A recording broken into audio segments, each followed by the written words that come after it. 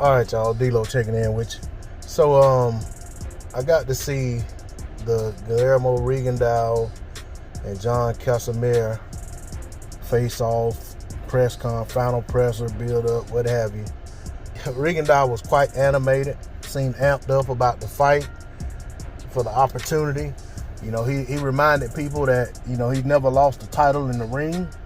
That, you know, every title that he's ever lost, he was basically stripped of. And in most cases, he was actually stripped the title for going to take better fights than what the title would have got him. You know, basically. So, you know, fighting some type mandatory or something like that wouldn't have been as marquee of a fight as the guys he was trying to get fights with.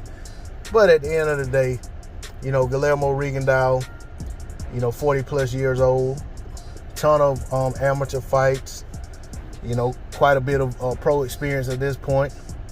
And you got Casimero, much younger fighter, coming off of 6 consecutive knockouts, vowing to knock out Rigondeaux inside of 3 rounds. And Rigo said, you know, he welcomes that challenge and he'd like to see him do it. And he said, you know, people been writing him off for years saying he ought to retire. He said somebody needs to make him retire. And you know what I'm saying, it was a good back and forth, especially considering, you know, you had the language barrier in there. But it was you know, it got me a little more pumped about the fight. And Rigo probably has a chip on his shoulder because originally he was slated to be fighting Casimero, and then PBC decided to plug Nonito Donaire in, thinking that, you know, because that's a bigger fight, national pride type fight, considering both guys Filipino fighters fighting for the pride of the Philippines, want to be the guy, you know, outside of Pacquiao, that the Filipino fans, you know, look to as their guy.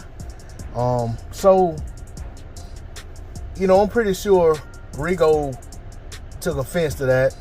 And when given the opportunity to get back into the fight, he jumped right at it. So now he probably feels as though he has to go in here and show and prove. I don't want Rigo going in there fighting this Neanderthal bonehead fight, you know, basically going in there with a style like, I can't remember the guy he fought a while back now. He stopped the guy, but Rigo was losing in the fight because he just stayed in the pocket, getting hit a lot, and he had to fight his way back into the fight, and then he eventually got a stoppage. I don't want to see him go. I want him to go out there and fight his style, you know, and then like Rigo usually does. I mean, people say he's boring, but Rigo knows how to go in there and finish guys when he gets the openings and when guys get hurt.